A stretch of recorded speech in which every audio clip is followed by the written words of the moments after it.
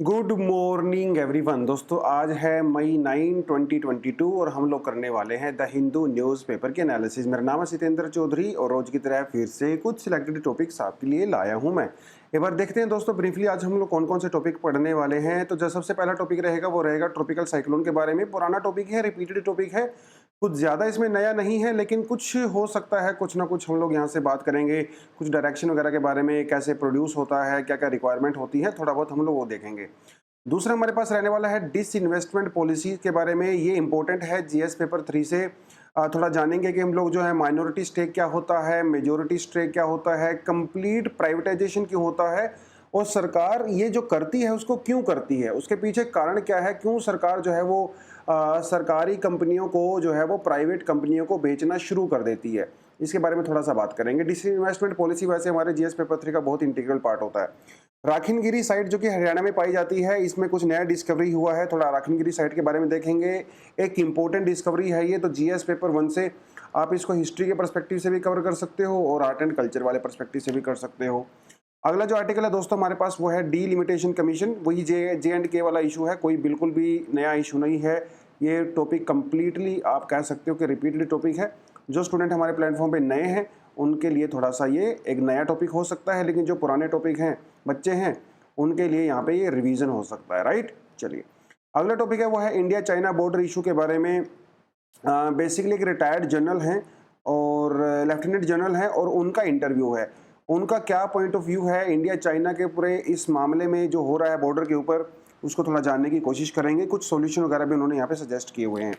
उसके अलावा corruption in judiciary, ये आज का एडिटोरियल सेक्शन है। बहुत खास मुझे वैसे इसमें लगा नहीं, कुछ ऐसा इंसाइट इन्होंने दिया नहीं जो यूपीएससी के पर्सपेक्टिव से हमारे बहुत ज़्यादा काम आ सके। लेकिन हमारी जुडिशरी में कुछ इश्यूज़ हैं जो कि यूजली उठाए नहीं जाते हैं, लेकिन उसके बारे में थोड़ा बात कर सकते हैं। उसके अलावा एमबीबीएस फ्रॉम पाकिस्तान, इसके बारे में थोड़ा सा बात करेंगे।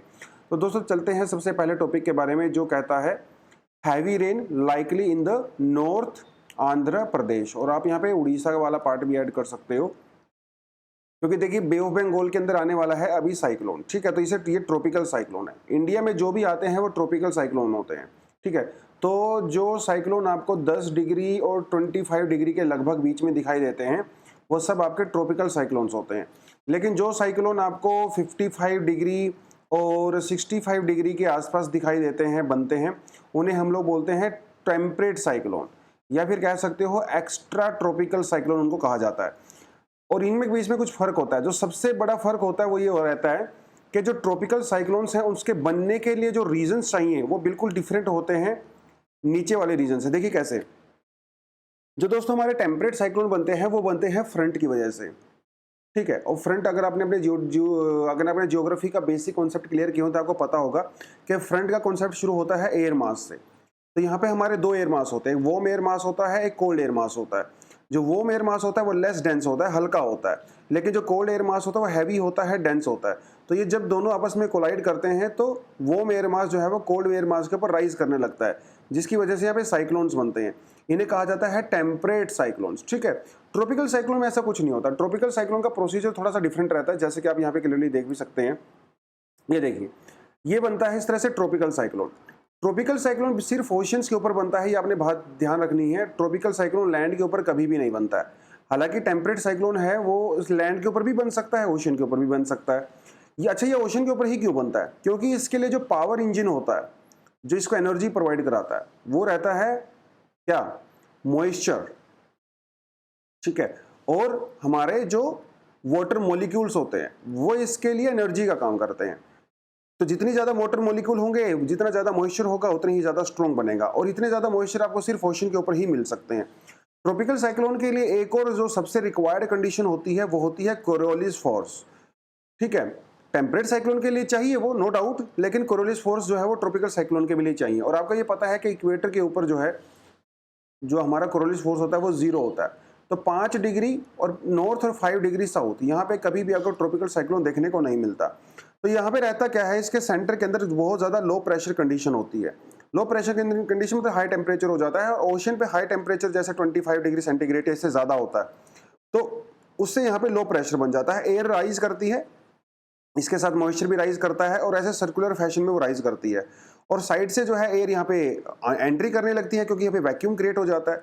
तो इस तरह से बनता है दोस्तों हमारा ट्रॉपिकल साइक्लोन। और जब हम लोग इंडिया की बात करते हैं तो ये ट्रॉपिकल साइक्लोन हमारा बे ऑफ बंगाल में भी बनता है, अरेबियन सी में भी बनता है। ज़्यादा ये बे ऑफ बंगाल में बनता है एज कम्पेयर टू अरेबियन सी, क्योंकि बे ऑफ बंगाल जो है वो इतना ज़्यादा कंपेरेटिवली थोड़ा सा ज़्यादा गर्म होता है और मॉइस्चर कंटेंट भी थोड़ा ज़्यादा रहता है। ठीक है, तो ये जो हो गया पूरा। अब ये सिर्फ इंडियन ओशन में ही नहीं होते, ये हमारे अटलांटिक ओशन में भी पाए जाते हैं, जैसे कि आप यहाँ पे देख सकते हो कैरिबियन आइलैंड के आसपास। और ये हमारे पैसिफिक ओशन में भी पाए जाते हैं, जैसा आप यहाँ पे देख सकते हो साउथ चाइना सी और इधर भी मिलते हैं। लेकिन हर जगह पे इनका अलग अलग नाम होता है। जैसे इसको हम लोग कैरेबियन सी के अंदर इसको हरिकेन्स बोलते हैं, ऑस्ट्रेलिया के अंदर इसको विली विली बोलते हैं, इंडिया में इसको ट्रॉपिकल साइक्लोन बोलते हैं, साउथ चाइना सी में इसको टाइफून्स बोलते हैं। करेक्टर लगभग लगभग सेम रहता है सबका, लेकिन काम सबका एक ही रहता है। ठीक है, नाम थोड़ा अलग अलग हो गया यहाँ पे। और जैसे कि आप इसकी डायरेक्शन भी देख सकते हो, इन ये सब डायरेक्शन आपको कहाँ से कहाँ दिख रही हैं, ईस्ट टू वेस्ट नजर आ रही होंगी, है ना। क्यों नजर आ रही हैं, क्योंकि यहाँ पे चलती हैं हमारी ईस्टर्ली विंड्स। अगर आपने प्रेशर बेल्ट पढ़ा है अपना topic from your NCERT, from your GC Leong, तो आपको ये पता होगा कि प्रेशर बेल्ट क्या होती है ना, प्लैनेटरी विंड्स वगैरह क्या होती हैं। तो यहाँ पे ईस्टर्ली विंड चलती हैं, और that is why the direction of this tropical cyclones are from east to west. But when it comes to the direction of the temperate cyclones, उनकी डायरेक्शन रहती है हमेशा वेस्ट टू ईस्ट, क्योंकि यहाँ पे वेस्टर्ली विंड चलती हैं।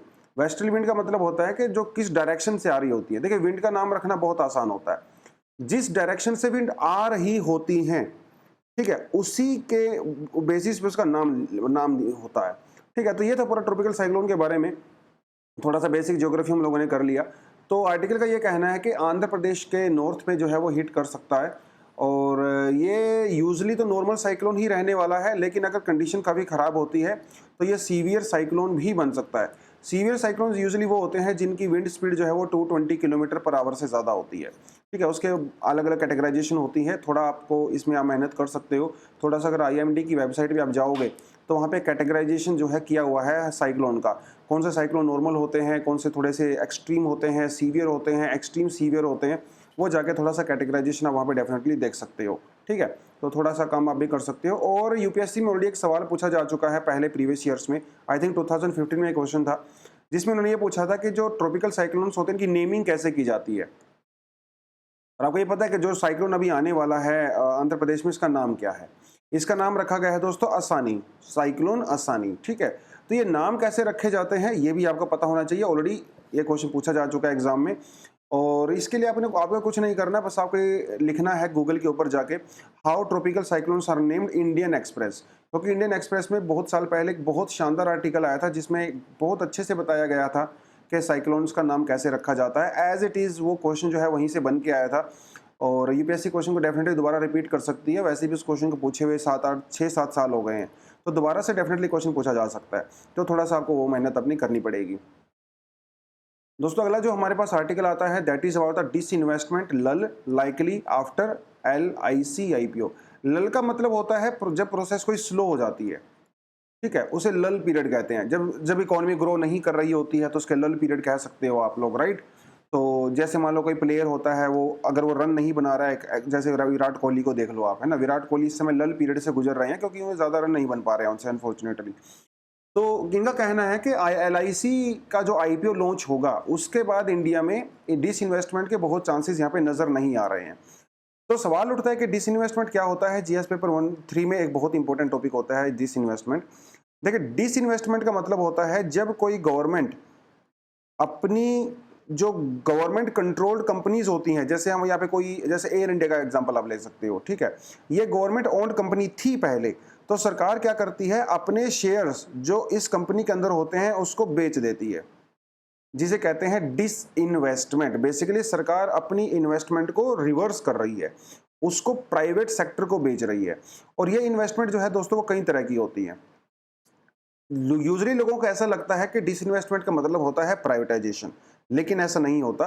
Yes, disinvestment privatisation को लीड कर सकती है, लेकिन हमेशा डिसइन्वेस्टमेंट का मतलब प्राइवेटाइजेशन ही होता है, ऐसा नहीं है। देखिए, कई तरह की डिसइन्वेस्टमेंट होती है। पहली होती है हमारे पास माइनॉरिटी डिसइन्वेस्टमेंट, जिसमें क्या रहता है, मान लो किसी कंपनी के अंदर, मान लो एयर इंडिया के अंदर कंपनी, सरकार के जो है 100% शेयर हुआ करते थे, और सरकार ने इसके 49% शेयर बेच दिए, लेकिन अभी भी 51% जो शेयर हैं वो सरकार के हाथ में ही हैं। तो इसे माइनॉरिटी डिसइन्वेस्टमेंट कहा जाता है। मतलब सरकार ने 49% तो बेच दिया, 51 अपने परसेंट रख लिया, तो मेजोरिटी स्टेक अभी भी सरकार के पास है। इसे कहते हैं माइनॉरिटी डिसइन्वेस्टमेंट। मेजोरिटी डिसइन्वेस्टमेंट का मतलब ये होता है कि जब सरकार 51% शेयर्स को बेच देती है और अपने पास जो है थोड़े कम रख लेती है, मे बी 49 और मे बी 49 से कम, उसे मेजोरिटी डिसइन्वेस्टमेंट कहते हैं। फिर एक रहता है कंप्लीट प्राइवेटाइजेशन, जिसमें सरकार 100% शेयर्स को बेच देती है। एयर इंडिया का एग्जांपल यहाँ पे ले सकते हो, इसको पूरी तरह से टाटा को बेच दिया गया है, सरकार ने कुछ भी नहीं अपने पास रखा है। तो ये कुछ चीजें होती हैं डिसइन्वेस्टमेंट को लेके। अब डिसइन्वेस्टमेंट को बहुत सारे लोग क्रिटिसाइज भी करते हैं, कुछ लोग इसको प्रेज भी करते हैं, तो दोनों के अपने अपने रीजंस यहाँ पे हो सकते हैं। लेकिन सरकार का ये कहना रहता है कि जो कंपनियां नुकसान में चल रही होती हैं, जिसको जो हमें प्रॉफिट नहीं कर रही होती हैं, तो इतना अच्छा है कि उसको प्राइवेट सेक्टर को बेच दो, है ना, क्योंकि सरकार के ऊपर वैसे भी उसका बोझ बना हुआ है, प्रॉफिट तो वैसे भी नहीं कर रहे हैं। तो यूजुअली ऐसी कंपनी को ही बेचा जाता है जो कि नुकसान करती हैं। कई बार प्रॉफिट मेकिंग कंपनीज को भी बेचा जा सकता है, ऐसी बात नहीं है, लेकिन उसमें मेजोरिटी जो शेयर है वो सरकार कभी नहीं बेचती है, कुछ 2-4% का ही शेयर उसमें बेच देती है, क्योंकि सरकार को वहां से रेवेन्यू मिलता है। ठीक है। और जैसे मान लो LIC की आपने बात किया, तो LIC को जैसे सरकार बेचेगी तो सरकार को लगता है कि यहाँ से कुछ 1000 करोड़ रुपए इनको मिल जाएगा।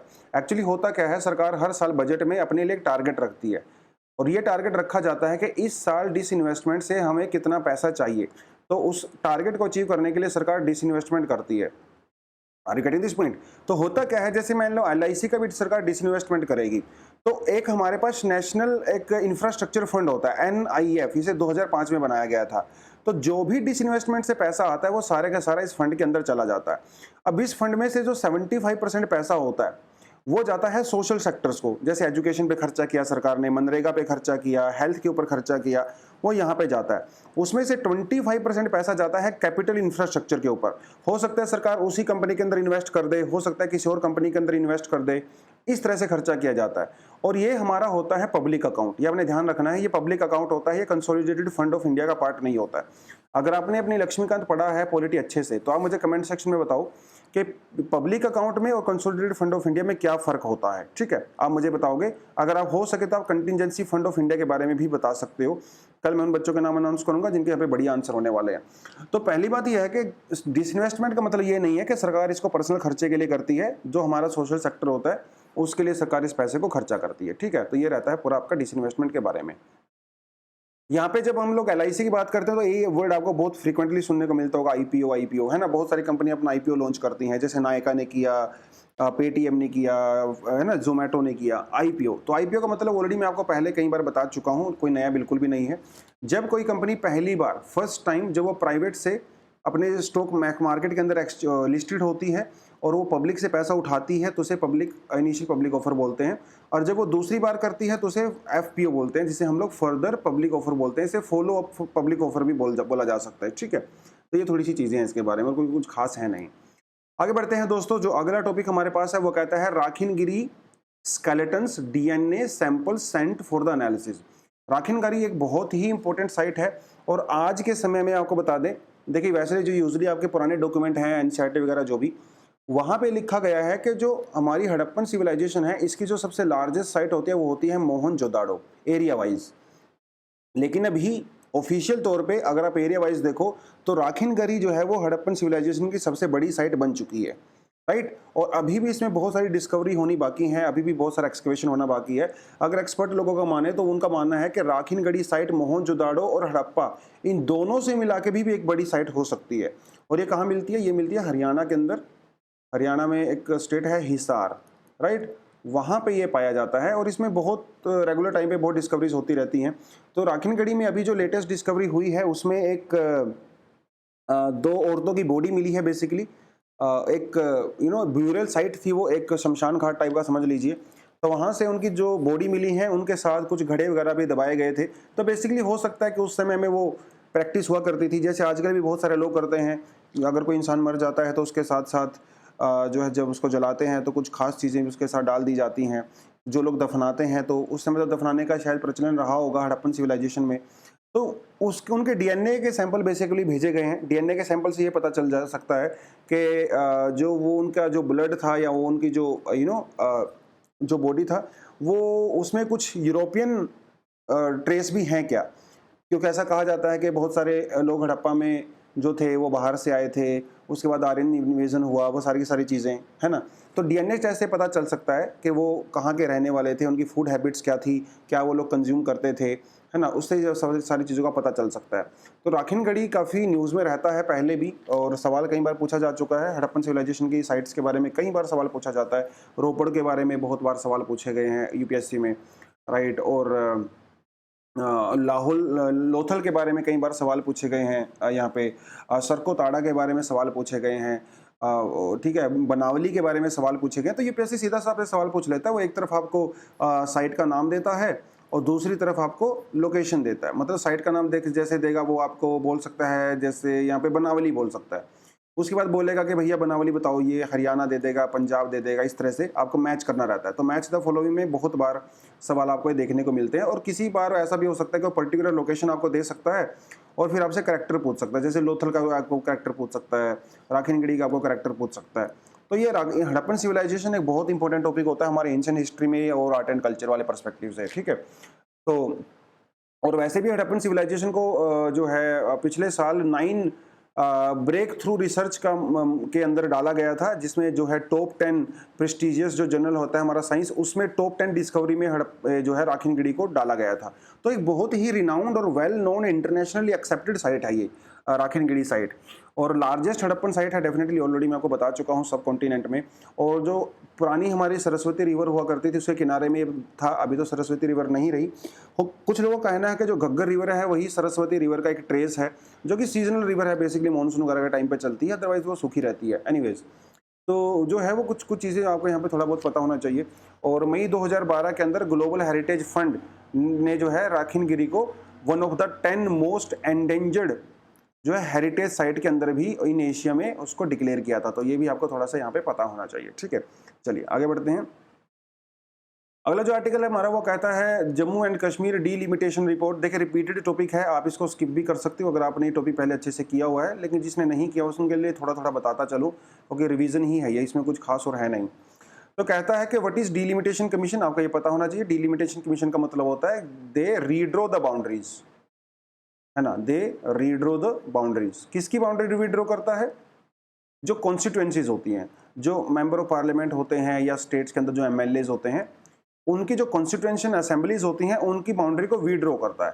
क्यों करता है? क्योंकि जब नया नया सेंसस होता है तो डेमोग्राफी वगैरह चेंज हो जाती है, कम्युनिकेशन के तरीके चेंज हो जाते हैं, तो नई जो रियलिटीज़ होती हैं उसके बेसिस पे पॉपुलेशन घटती बढ़ती रहती है, तो लगातार वो बाउंड्री जो है विड्रॉ करते रहते हैं। देखिए अगर बाउंड्री विड्रॉ नहीं करेंगे तो समस्या हो जाती है। जैसे मान लो आप जो है एक एग्जाम्पल यहाँ पे ले सकते हैं हम लोग। जैसे मान लो 2001 में सेंसस हुआ था, ठीक है, फिर 2011 में सेंसस हुआ और अभी 2021 वाला सेंसस सामने आएगा। तो रहता क्या है, हर सेंसस में जो है पॉपुलेशन किसी पर्टिकुलर एरिया की इंक्रीज भी हो सकती है, डिक्रीज भी हो सकती है। तो अगर हम लोग जो है डीलिमिट नहीं करेंगे तो हो सकता है किसी पर्टिकुलर एमएलए, मान लो एमपीज को जो है उसको 15 लाख लोग चुन रहे हैं, हो सकता है किसी दूसरे एमपी को सिर्फ 11 लाख लोग ही चुन रहे हैं, क्योंकि समय टू समय चेंज होता रहता है ना। तो ये डीलिमिटेशन कमीशन इस चीज़ को इंश्योर करता है कि जो एमएलएज का इलेक्शन होता है, जो एमपीज का इलेक्शन होता है, इसके अंदर यूनिफॉर्मिटी रहनी चाहिए पर्टिकुलर स्टेट में, पर्टिकुलर कंट्री में। तो वो चीज़ें यहाँ पे देखी जाती है, ये इसका पूरा ऑब्जेक्टिव होता है। प्रोसेस के बारे में ऑलरेडी हम लोग बता चुके हैं। टाइम टू टाइम जो है इलेक्शन कमीशन ऑफ इंडिया की हेल्प से इसको किया जाता है, और फिर वो पूरे का पूरा सर्वे करती हैं ग्राउंड वगैरह पे जाके एंड ऑल दैट, ठीक है। हिस्ट्री में जो है कई बार डीलिमिटेशन कमीशन को ऑलरेडी बनाया जा चुका है। अगर आप हिस्ट्री की बात करें तो इंडिया में क्या रहा, अभी तक जो है 1991 को छोड़ के, एक आध साल को छोड़ के, लगभग जो है डीलिमिटेशन कमीशन को लगातार हम लोगों ने इसको बना के रखा है। जम्मू एंड कश्मीर के डीलिमिटेशन का थोड़ा सा खास रहता है, क्योंकि जम्मू एंड कश्मीर में जो डीलिमिटेशन है वो एक्चुअली इंडियन कॉन्स्टिट्यूशन के हिसाब से नहीं, बल्कि JNK कोई कॉन्स्टिट्यूशन के हिसाब से ही हुआ करता था। लेकिन जब हम लोगों ने, सरकार ने जब 370 को एब्रोगेट कर दिया, तो अभी जो है representation of people India act, उसके तहत एक नया डीलिमिटेशन कमीशन JNK के लिए बनाया गया था, जिनका ये काम था कि वो ये देखेंगे कि वहाँ पे क्या इस तरह का पॉपुलेशन चेंज हुआ है और उसके हिसाब से वो चीज़ें यहाँ पे करने वाले हैं। इससे पहले 1952, 1963, 1973 और 2002 में पहले डीलिमिटेशन कमीशन बनाया जा चुका है। तो इन्होंने अभी एक बेसिकली अपनी रिपोर्ट पेश की है और इस रिपोर्ट के बेसिस पे पूरे का पूरा मामला है। एक्चुअली पहले JNK के अंदर 83 सीट्स हुआ करती थी, जिसको बढ़ा के अभी 90 सीट्स कर दिया गया है, ठीक है। ये जो है तो पूरा मामला बनता है, तो 7 सीटें बेसिकली बढ़ा दी गई हैं। उन 7 में से 6 सीटें बढ़ाई गई हैं जम्मू के अंदर और 1 सीट बढ़ाई गई है कश्मीर के अंदर। इसमें कुछ एससीज़ और एसटीज़ को भी यहाँ पे रिजर्वेशन की बात कही गई है और कश्मीरी पंडितों के लिए भी 2 सीटों को नॉमिनेट करने की बात कही गई है। अब ये देखना है कि सरकार जो है कितने रिकमेंडेशन इसमें से मानती है, नहीं मानती है, वो एक बिल्कुल सेपरेट टॉपिक रहने वाला है। तो ये थोड़ा-सा डिलिमिटेशन कमीशन के बारे में था। आपको अगर थोड़ी ज़्यादा डिटेल चाहिए तो आप डेफिनेटली इसको पढ़ सकते हो। इसके पॉलिटिकल एस्पेक्ट पे जाने की ज़रूरत नहीं है, क्यों पॉलिटिकल पार्टी से इसको क्रिटिसाइज़ कर रही हैं वो सारी की सारी चीज़ें। बस थोड़ा-थोड़ा बेसिक सा जो लक्ष्मीकांत में आपको दिया हुआ है, वो हम लोग यहाँ पे कर सकते हैं। जो अगला आर्टिकल है दोस्तों वो है हमारा LAC crisis has been wake up call in how we deal with China. LAC का मतलब है लाइन ऑफ एक्चुअल कंट्रोल, एक होती है लाइन ऑफ कंट्रोल जो कि पाकिस्तान के साथ मानी जाती है, LAC वो चाइना के साथ मानी जाती है। तो ये हमारे रिटायर्ड जनरल रहे हैं, मतलब जो है रिटायर्ड ये जनरल DS हुड्डा जी रहे हैं, रिटायर्ड जनरल रहे हैं और लेफ्टिनेंट जनरल रहे हैं बेसिकली। तो ये इनसे इंटरव्यू जब पूछा गया कि आप इस सिचुएशन के ऊपर बारे में क्या सोचते हो, तो कई सारे सवाल इन्होंने कहे हैं। तो क्योंकि इसके बारे में पूरा एक्सपर्ट हैं तो थोड़ा इनकी बातें हम लोग देख लेते हैं कि क्या क्या इन्होंने यहाँ पे बोला है। तो कोई खास जो है एकदम से एनरिचिंग आर्टिकल ये नहीं है, लेकिन कुछ कुछ जनरल चीज़ें इन्होंने यहाँ पे बताई हैं जो कि हमको थोड़ा बहुत पता होना चाहिए। पहले तो इन्होंने कहा है कि देखिए इंडिया और चाइना के बीच में बहुत समय से लगभग शांति का माहौल था, है ना। हम इंडिया चाइना के बीच में एक अनसेड अग्रीमेंट था, वैसे तो रिटन अग्रीमेंट भी था, लेकिन एक बेसिक अंडरस्टैंडिंग हमारे बीच में हो चुकी थी, एक ट्रस्ट बिल्डअप हो चुका था। इसीलिए हम लोग चाइना को डायरेक्ट थ्रेट नहीं मानते थे, चाइना वाले भी हम लोगों को डायरेक्ट थ्रेट नहीं मानते थे। तो बीच में एक होता है ना कि वो अपने आप अंडरस्टूड सी बात हो जाती है कि भैया यहाँ तक आप पेट्रोलिंग करो, यहाँ तक आप पेट्रोलिंग करो। तो इन्होंने कहा कि जब से गलवान में इशू हुआ है तब से वो ट्रस्ट एक्चुअली ब्रेक हो गया है, और अभी ये मानना कि वो ट्रस्ट दोबारा से इंडिया चाइना के बीच में आ सकता है, वो ऐसा नहीं होने वाला है। अभी जो है ये जो समस्या बनी हुई है इंडिया चाइना के बॉर्डर को लेके, अभी आप चाहे जितनी मर्जी कोशिश कर लीजिए, लेकिन अभी दोनों कंट्री के बीच में हमेशा यहाँ पे डाउट रहने वाला है। तो सिचुएशन पहले ऐसी जैसी हो जाएगी, इसके चांसेस बहुत ही ज़्यादा कम है। यहाँ पे सबसे बड़ा सवाल उठता है स्टेटस को लेके। इंडिया जो है टाइम टू टाइम ये डिमांड करता है चाइना से कि आप स्टेटस को मेंटेन कीजिए, आप चीज़ों को चेंज मत करिए। देखिए स्टेटस को का मतलब क्या होता है? स्टेटस को का मतलब होता है कि जो चीज़ें जैसी थी उसको वैसे ही रहने दो, उसको छेड़ो मत। That is the meaning of status को। तो इंडिया कहता है कि 2020 से पहले जो सिचुएशन थी LAC के ऊपर वही सिचुएशन रहनी चाहिए, ये हमारा स्टेटस को है। जैसे हमारी जो पेंगोंग सो लेक है, पेंगोंग सो लेक का जो है 45 के लगभग % हिस्सा वो इंडिया में है, बाकी 55-60% के लगभग वो चाइना में आता है। तो ये एक प्रॉपर डिमार्केटेड तो नहीं है, लेकिन ये एक जनरल सी अंडरस्टैंडिंग है हमारे बीच में कि भैया इस पॉइंट तक आपको आना है, इस पॉइंट तक हमें आना है। और वो पहले हो रहा था, ऐसी बात नहीं कि नहीं हो रहा था, लेकिन जब से ट्रस्ट ब्रीच हो गया तो चाइना वाले थोड़ा हमारी बाउंड्री के अंदर घुस आए, तो ये कह के कि नहीं ये तुम्हारा हिस्सा नहीं है, यहाँ से पीछे हटो। तो वो इंडिया कहता है कि आप ऐसा स्टेटस को मेंटेन करिए, लेकिन चाइना कहता है कि भैया कौन सा स्टेटस को?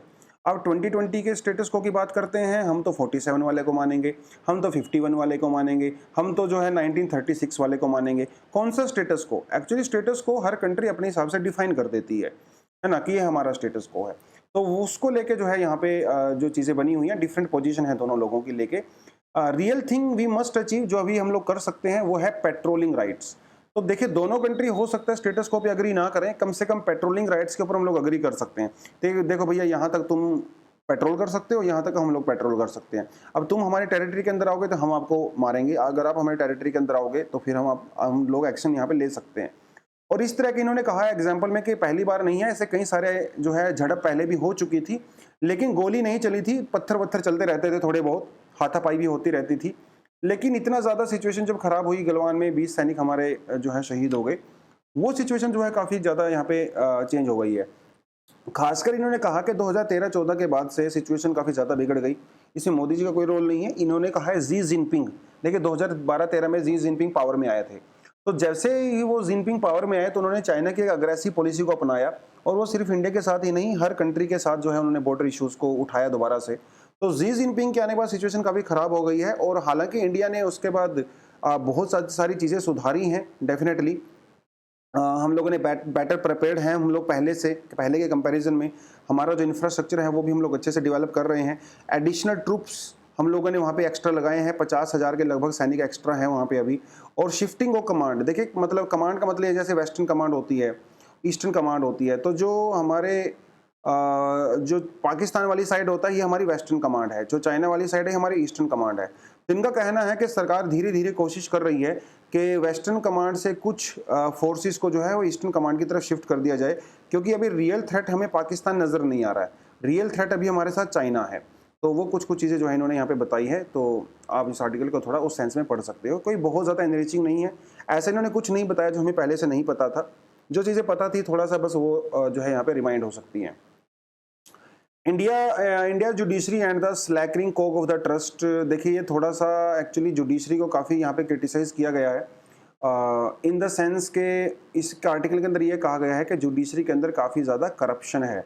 इसमें कोई डाउट नहीं कि जुडिशरी के अंदर करप्शन है, हर सिस्टम के अंदर करप्शन तो होता ही है, लेकिन खासकर जो लोअर जुडिशरी हैं हमारी, जो सेशन कोर्ट, सबऑर्डिनेट्स कोर्ट्स और हाई कोर्ट्स, इसके अंदर एक काफ़ी लार्ज स्केल करप्शन होता है। हालांकि बहुत बार करप्शन के केसेस सामने नहीं आ पाते, कभी कभी आ भी जाते हैं, ऐसी बात नहीं है। इवन इन्होंने एक एग्जाम्पल भी दिया है कि 2016 के अंदर शायद दिल्ली में 30 हजारी कोर्ट में एक जज थी और उनका नाम था रचना तिवारी लोखमपाल। तो ये करोड़ों रुपए की घूस लेती हुई पकड़ी गई और फिर बाद में इनको जेल भी हुआ एंड ऑल दैट, वो सारी चीज़ें। तो ऐसे बहुत सारे केस सामने आते हैं। तो इनका कहना है कि लोअर जुडिशरी के अंदर काफ़ी ज़्यादा करप्शन है। सुप्रीम कोर्ट के अंदर तब तक ऐसे कुछ खास नज़र नहीं आए हैं, और अगर आए भी होंगे तो हमें नहीं पता चलता ऑफ कोर्स। तो कहा गया है कि वो देखिए ये कोट आपको, मैं ये पहली जो लाइन है ना, ये कोट है, इसको आप कहीं लिख सकते हो, तो ये आपके जीएस पेपर 4 वगैरह में, जीएस पेपर 2 में आपके डेफिनेटली काम आ सकता है जब भी कोई जस्टिस वगैरह की बात आती है। तो एक्चुअली ये जो कोट है वो एरिस्टोटल ने दिया था, और एरिस्टोटल ने कहा था कि it is the justice that the ordering of the society is centred.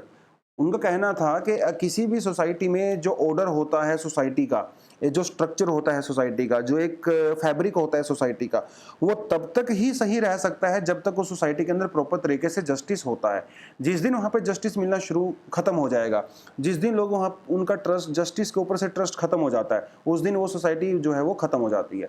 ऐसा एरिस्टोटल ने कहा था। तो जस्टिस की इंपॉर्टेंस बहुत ज़रूरी है। मतलब अगर कोई गलती करेगा और उसको उसको सजा मिलेगी, तो सोसाइटी जो है वो सुचारू रूप से काम कर सकती है बेसिकली। और इन्होंने कहा कि जो जुडिशरी करप्शन होता है वो कई तरह का हो सकता है। पहला जुडिशरी करप्शन इन्होंने कहा कि जो पॉलिटिकल इंटरफेरेंस होती है ना। दूसरा होता है ब्राइब्स। देखिए कई बार जजेस ऐसे होते हैं कि वो जानबूझ के ऐसे फैसले सुनाते हैं जो सरकार के फेवर में होते हैं, और कई बार जो है पॉलिटिकल क्लास उनको काफ़ी ज़्यादा इंटरफेयर करती है जुडिशरी उसमें भी। तो वो भी एक तरह का करप्शन ही होता है। और दूसरा होता है सीधा सीधा ब्राइब, जिसमें आप डायरेक्ट पैसे लेते हो और वर्डिक्ट सुनाते हो किसी पर्टिकुलर पार्टी के फेवर में, या फिर आप उस केस को डिले कर सकते हो, है ना, उस केस की कार्रवाई को थोड़ा सा चेंज कर सकते हो। बहुत सारे तरीके से ब्राइब लेके केस को चेंज किया जा सकता है। वैसे बहुत सारे केस सामने भी आते हैं। ट्रांसपेरेंसी इंटरनेशनल जो है कि बहुत ही एक जानी मानी ऑर्गेनाइजेशन है, इसने कहा था, ये एक्चुअली 2009, 2010, 2011, 12 के आसपास का डेटा है ये। इन्होंने कहा था कि इंडिया, जब इन्होंने सर्वे किया तो इन्होंने पाया कि 45% इंडिया में जो जुडिशरी सिस्टम से कहीं ना कहीं रिलेटेड हैं, चाहे वो विक्टिम हो, चाहे वो कल्प्रिट हो, उनका कहना है कि 45% लोगों ने ब्राइब दिया है। चाहे वो अपनी फाइल को आगे बढ़ाना हो, चाहे वो कोई एक्स्ट्रा डेट लेनी हो, चाहे जस्टिस को थोड़ा सा फास्ट करना हो, किसी भी तरह का हो, 45% लोगों ने जो है ब्राइब दिया है, जो कि बहुत बड़ा नंबर है। एशियन ह्यूमन राइट कमीशन का तो और भी कुछ कहना है। इन्होंने कहा था कि अगर जुडिशरी के अंदर लीगल रूप से अगर 2 रुपये आते हैं, तो ये समझ लीजिए कि अब इलीगल रूप से 1000 रुपये आते हैं। ठीक है, अगर जुडिशरी में जो फॉर्म वगैरह की फीस होती है, जो लीगल रूप पे अगर 2 रुपये आते हैं, तो इलीगल रूप में 1000 रुपये। इतना ज़्यादा वाइड स्केल जो है करप्शन जुडिशरी के अंदर है। वहाँ पे जो छोटे छोटे ऑफिसर होते हैं जुडिशरी में, छोटे छोटे, इवन छोटे छोटे जो वकील होते हैं, कुछ भी समझ लीजिए आप, बहुत सारे ऑफिसर्स होते हैं, वो भरपूर पैसा खाते हैं भैया। अगर आप में से की फैमिली में से कोई लॉयर है या फिर उस प्रोसेस में इन्वॉल्व है, तो आपको पता ही होगा, बहुत बहुत करप्शन चलता है। कुछ फैक्ट जो है नेशनल जुडिशियल डेटा ग्रिड्स ने दिए हैं, जो फैक्ट आपके एग्जाम वगैरह में डेफिनेटली काम आ सकते हैं। इनका कहना है कि इंडिया में देखिए कम से कम 2.5 करोड़ के लगभग जो है लोअर जुडिशरी के अंदर, डिस्ट्रिक्ट कोर्ट्स के अंदर केस पेंडिंग है। 2.5 करोड़ बहुत बड़ा नंबर होता है भैया। इन 2.5 करोड़ में से 10% केस तो ऐसे हैं लगभग जो 10 साल से भी पुराने हैं। और 17% केस ऐसे हैं जो कि 5 और 10 साल के बीच में इतने पुराने हैं। तो आप देख सकते हो कि क्या हालत है, डिले कितना ज़्यादा होता है जस्टिस का। कहा जाता है ना, justice delayed is justice denied, है ना। Justice delayed is justice denied. अगर जस्टिस डिले हो गया तो भैया डिनाई हो गया। अगला की एक और कोर्ट भी है जिसमें कहा जाता है कि justice hurried is justice buried. बहुत जल्दी अगर फैसला हो जाता है वो भी ठीक नहीं है, क्योंकि उसमें बहुत सारे एविडेंस को इग्नोर कर दिया जाता है, और बहुत लेट अगर फैसला आता है तो वो भी सही नहीं है। दोनों चीज़ें खराब हैं। तो कहा गया कि 17% के लगभग जो केस हैं वो 5 से 10 साल पुराने हैं। उसके अलावा हमारे सबऑर्डिनेट कोर्ट्स के अंदर भैया 22% की वैकेंसी है भैया। तो जब जज ही नहीं होंगे तो फैसला कौन सुनाएगा, ठीक है। 40% के लगभग वैकेंसी हाई कोर्ट में है, और ये डेटा जो है वो 2013-14 के आसपास का, 15 के आसपास का डेटा है। अभी भी कोई बहुत ज़्यादा हालत नहीं है, सही नहीं है, उतनी ही है लगभग, ठीक है। और फिर कुछ पिछले कुछ सालों में, पिछले 5-7 सालों में, अकॉर्डिंग टू दिस आर्टिकल, हमारे यहाँ पे और केसेस वगैरह बढ़े हैं, जुडिशरी के ऊपर बर्डन बढ़ा है, और लोगों का ट्रस्ट बेसिकली जुडिशरी के ऊपर थोड़ा सा कम हुआ है पिछले कुछ सालों में, क्योंकि कुछ केस यहाँ पे इन्होंने एग्जांपल दिए, जैसे एक्स्ट्रा जुडिशियल किलिंग होती है। तमिलनाडु वगैरह के अंदर कई सारे केस ऐसे सामने आए, यूपी के अंदर कई सारे केस ऐसे सामने आए, जिसमें लोगों को जेल में पकड़ के लेके गए पुलिस वाले, और उनको जेल में मारा, और वो जेल में ही उनकी डेथ हो गई। ऐसे भी बहुत सारे केस सामने आते हैं। मॉब लिंचिंग तो बहुत नॉर्मल सा हो गया है अभी आजकल कंट्री में। काउ विजिलेंटिज्म, राइट्स वगैरह रहते हैं, एफआईआर होते रहते, विक्टिम के ऊपर ही एफआईआर हो जाती है। यूपी में केस है पिछले हफ्ते का, एक 13 साल की बच्ची थी, उसका रेप हुआ, वो अपने पिताजी के साथ जो है भैया वो पुलिस थाने में गई अपना रिपोर्ट कराने के लिए। वहाँ पे जो एसएचओ थे उन्होंने उसी बच्ची का ही रेप कर दिया। वो रेप की रिपोर्ट, मतलब कितने जगह, कितना, मतलब इसमें कोई आप वर्ड्स में डिस्क्राइब नहीं कर सकते यार। आप किसी आदमी को ये सोच के जाते हो उसके पास भरोसे पे कि वो आपको प्रोटेक्शन प्रोवाइड कराएगा, आपकी सुनेगा, और वही आपके साथ रेप कर रहा है यार। मतलब इससे क्या होगा ये। तो फ्यूचर में कोई जाने से डरेगा ना, कोई पुलिस में कैसे जाएगा, कैसे कोई जस्टिस सीख करेगा। उसको पता है कि रक्षक ही भक्षक अगर बन जाएगा। तो इस तरह के इंसिडेंट होते हैं, बहुत बहुत बहुत खराब लगता है। इंस्टेंट जस्टिस की आजकल बात होती है, वहीं पे on the spot he justice कर दिया जाता है, जुडिशियल प्रोसेस को इग्नोर कर दिया जाता है। तो सेडिशन लॉ लगाया जा रहा है बहुत सारे लोगों के अगेंस्ट में, स्टूडेंट्स के अगेंस्ट में सेडिशन एक्ट लगाया जा रहा है, यूएपीए वगैरह बोल के लोगों को जो है टेररिस्ट डिक्लेयर कर दिया जाता है। तो इस तरह के जो केस होते हैं जिसकी वजह से ट्रस्ट बेसिकली वो जो है लोगों का धीरे धीरे जुडिशरी के ऊपर कम हो रहा है, जो कि नहीं होना चाहिए था। तो वही एरिस्टोटल वाले बात पे हम लोग जा सकते हैं कि अगर लोगों का जुडिशरी के ऊपर ट्रस्ट है, अगर उनको लगता है कि उनको जस्टिस मिलेगा, तो जो सोसाइटी है वो ऑर्डर में रह सकती है। लेकिन जिस दिन ये ट्रस्ट चला गया उस दिन सोसाइटी जो है वो बिखरने के कगार पे आ सकती है। तो यही इस आर्टिकल का पूरा मामला था। एक लास्ट आर्टिकल हमारे पास बचता है, कोई खास वैसे यूपीएससी के पर्सपेक्टिव से इंपॉर्टेंट नहीं है, लेकिन जैसा कि आपको पता है कि कश्मीर से कई सारे स्टूडेंट ऐसे रहते हैं जो कि पाकिस्तान के साथ अंदर जो है वो एमबीबीएस करने जाते हैं, और क्योंकि पाकिस्तान के बहुत सारे जो मेडिकल कॉलेजेस हैं और कुछ इंजीनियरिंग कॉलेजेस हैं वो कश्मीर वाले स्टूडेंट्स को जो है स्कॉलरशिप प्रोवाइड करवाते हैं। तो सरकार ने अभी थोड़े समय पहले एक ऑर्डर इशू किया था कि जो बच्चे कश्मीर वाले बच्चे जो कश्मीर से जाते हैं पाकिस्तान में और पाकिस्तान में एमबीबीएस करके आते हैं, तो उनकी डिग्री को हम लोग नहीं मानेंगे बेसिकली। ऐसा सरकार ने अभी ऑर्डर इशू किया था। जो 2018 से पहले वाले हैं उनकी कोई दिक्कत नहीं, जो 2018 के बाद में गए हैं उनकी डिग्री हम लोग नहीं मानेंगे अनटिल अनलेस वो स्पेशल परमिशन लेके नहीं गए हैं। तो उसी के बारे में थोड़ा सा आर्टिकल है कि कुछ बच्चे वहाँ से परेशान हैं तो वो क्या करेंगे अभी। तो हो सकता है वो सेंट्रल एशियन कंट्री में जाके एमबीबीएस का कोर्स कर सकते हैं, या नेपाल जा सकते हैं करने के लिए कोर्सेज वगैरह। तो उसके बारे में थोड़ा आर्टिकल है, कोई यूपीएससी के पर्सपेक्टिव से बहुत इंपॉर्टेंट यहाँ पे ये है नहीं।